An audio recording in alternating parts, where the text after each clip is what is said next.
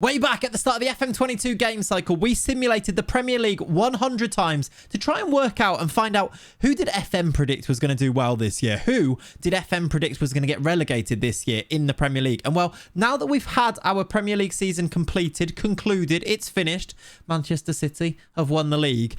I think it's quite interesting to go back and have a look at this data again to see just how correct did FM get it, or just how wrong did they get it. Let's dive in to some more data.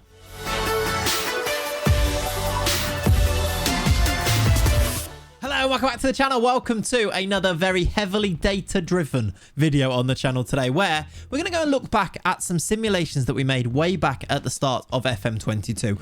When we were doing that back then, we were kind of trying to find out what did FM predict was going to happen in our season this year in the Premier League. And from that, we collated some data, created this spreadsheet here. We've got sim number from number 1 all the way down, if I scroll down on this side here, all the way down to sim number 100. And in that, we've had a look at who won the Premier League. We've looked at who finished 2nd, 3rd and 4th. Also, because I think this is going to be interesting today, who finished in the relegation places. We also had a look at the top goal scorer, the top assist maker, and also the top average rating, and you know, who was the best player of that particular season. With this information, we created an average table, as you can see here, which we're going to go and compare to the real life Premier League table. We also had a look at who was likely to win most league titles, who would finish in the top 4, and who was most likely to get relegated. There's so much data here to kind of look into, and I will be sharing this on the Patreon too for those Claytreon members if you want to dive into this in a little bit more detail.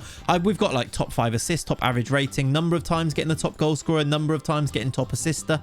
So we're just going to quickly look at what happened in real life and compare it to what happened in our simulations back at the start of the year. Before we do dive into the data with a little bit more depth, a quick thank you to everyone who has subscribed to the channel recently. We have gone over 17,000 subscribers. I'm aiming towards 20k. Can we hit 20k before FM23 comes out? I think that's easily doable because you guys are smashing it at the moment. Thank you so much for everyone who has done that recently. And if you haven't, hit that subscribe button. It's free to do and it makes me feel good inside. Also, leave a like on the video if you do enjoy this type of video, the data type videos. We did the CM attack traits video recently and loads of you seem to enjoy that. We might go and do that for a few other positions too, maybe strikers, and find out what the best trait for a striker is, and we'll use data to sort of drive that analysis too. So if you do enjoy this type of video, leave a like because it does, you know, help me to see what you guys are enjoying. And I guess without further ado, as YouTubers always say, let's dive into the rest of the video.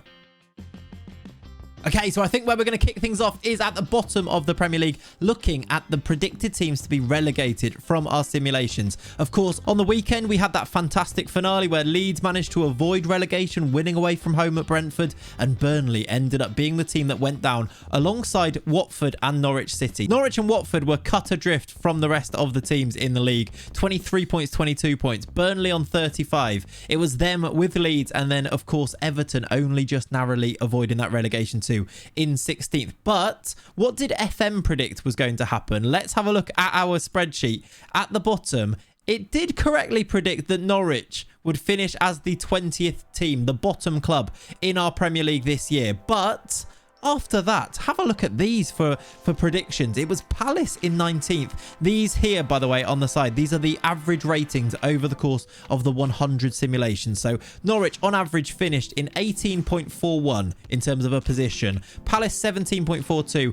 Brentford with 16.94. Watford, look, who ended up going down, had an average rating of 16th, and Burnley had an average rating of 14th. We had some teams in there too. I mean, if we just scroll up, Everton were 8th in the average table there, completely away from that relegation battle that they ended up being in. Brentford going down, having had a brilliant first season in the Premier League. They were really good. Palace then, predicted to go down by FM, were really good. They've got a very exciting young team under Vieira. Nowhere near that relegation battle. It was very, very wrong, FM, in this regard. Brentford, Palace and Norwich going down. Not what happened in real life. So not a great start from FM in terms of did they get things correct? No is the answer so far. Let's move up the table and find out how they did with the title race then. So, of course, we had the glorious finale to the Premier League season on Sunday, or the heartbreaking finale to the season if you're a Liverpool fan like me, where Manchester City were once again crowned the champions of the Premier League. 93 points, pipping Liverpool by that 1 point at the end. Even though they were trailing to Villa by 2 goals, they turned it around and did the business. And to be honest, a fantastic season from them on their 93 points. Liverpool just behind on 92. It was Chelsea third and then Tottenham fourth. In terms of that top 4 then, Tottenham, Spurs just pipping Arsenal to the Champions League spot. Manchester United 6th. Remember this then in terms of the results for the Premier League in real life. How did FM predict it was going to be? Let's have a look at our data and scroll to the top. It was, well, similar in some ways, in that I did predict that Manchester City were going to win the Premier League. They had 48 Premier League titles out of the 100 simulations we did. Liverpool were next on 31, and then very interestingly, although maybe not as a surprise if you play FM, Manchester United or Man UFC did win the league 18 times out of those 100 simulations. They were predicted to finish third in terms of their average position, just below Liverpool on a 2.74 average position. Chelsea fourth. Then Arsenal, which was correct, I suppose, but we need to move United out of this top 4, bring them down to 6, and then Spurs need to move into that top 4. Chelsea need to move up 1. So they got it kind of wrong, as well as getting a couple of them correct. They got the top 2 correct in City and Liverpool. Man United way wrong. Of course, they've got this big new season coming up next year with Erik ten Hag coming up. I'm thinking about doing a video where I do a realistic rebuild as if we were Erik ten Hag, by the way. If you want to see that, let me know in the comments down below.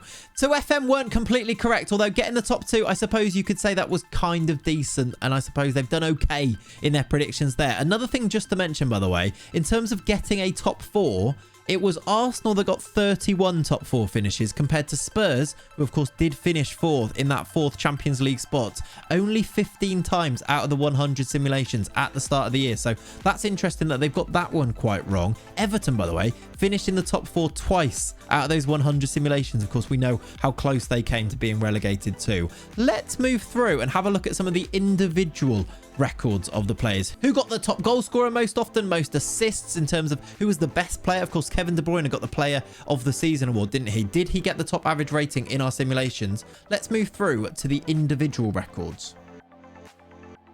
So let's start off with the top goal scorer award to begin with then. And of course, on that final day of the Premier League season, Mo Salah did score against Wolves for Liverpool, and Heung-min Son did get 2 goals against Norwich for Tottenham Hotspur, and they ended up being tied first, Salah and Son, as the top goal scorers for this Premier League season. It was Cristiano Ronaldo in third on 18 goals, Harry Kane followed by Sadio Mane, and Kevin De Bruyne tied with Jota and Vardy. So those are our top goal scorers in real life. Who did FM predict was going to finish as the top goal scorer in the Premier League then over the course of our 100 simulations? Well, FM actually went for Cristiano Ronaldo as most likely to be top goal scorer. In 100 simulations, he was top goal scorer in 24 of those simulations. Then next, Romelu Lukaku, we did not even see anywhere near those top goal scorer awards in real life, got the top goal scorer award 21 times, and then it was Mo Salah with 16. In fact, if we go all the way down, Heung-min Son did not get the top goal scorer award even once in the simulations, which just goes to show that actually FM maybe don't rate Heung-min Son quite as highly, at least in terms of us as a goal scorer, as maybe they should be. Maybe that will change for FM23. Salah, look, only third on there as well. We had players like Dominic Calvert-Lewin. Maybe he would have done better without his injury worries. Chris Wood, this was actually when he was playing for Burnley as well. Maybe if he stayed at Burnley, he would have got 1 or 2 more goals, having actually going to Newcastle, not quite getting as many. Shea Adams on there. Firmino got it 3 times, which is probably a surprise. And then we've also got players like Adam Armstrong, Bamford, who was injured for most of it, Bruno and Raul Jimenez on there too. Let's move through to top assister then. And there's one winner in terms of the FM predictions on this one. Kevin De Bruyne got top assister 39 times out of 100 simulations, which is outrageously high. Where if we have a look at the assists from real life, it was Mo Salah that ended up getting the most, with Trent Alexander-Arnold right behind him with 13 and then 12. So then it was Harvey Barnes actually who got 10, alongside Jared Bowen, Mason Mount and Andy Robertson, all joint in there. If you just scroll down here, you don't see Kevin De Bruyne until 10th with 8 assists there. So FM, did they get that one incorrect as well? If we go back and have a look, I think they kind of did. Where's Mo Salah on here? He's not even on this list. He didn't get the most assists in any of our 100 simulations here. So maybe they got that one slightly wrong as well. And the final thing we are going to have a look at then is average ratings. Who got the most top average ratings in our 100 simulations? And as you can see, it was Mohamed Salah with 53 times being the top average rating out of 100 simulations, which is outrageous. And I suppose what we've got to compare that to is the Player of the Season award, which did go to Kevin De Bruyne. So this one, very wrong again. And in fact, Kevin De Bruyne did not finish with the top average rating even once in our simulations. Some surprising ones in there compared to real life. Rashford got it 5 times, Jadon Sancho 3 times, Jack Grealish got it once, Riyad Mahrez, and then this is the best one. Kostas Tsimikas was the top average rating winner once out of our 100 simulations, which I find quite funny. And I love Kostas Tsimikas, so I'm happy for him, to be honest. That then is where we're going to end our deep dive looking at our 100 simulations. I will leave on the screen here just so you can have a look at where your team finished compared to our simulations of the average table, because I'm just looking at it again. So many of these teams are very wrong. Some of them are just about right, actually, though, but some of them, as I mentioned, are very, very wrong. Brighton 17th is ridiculous, isn't it?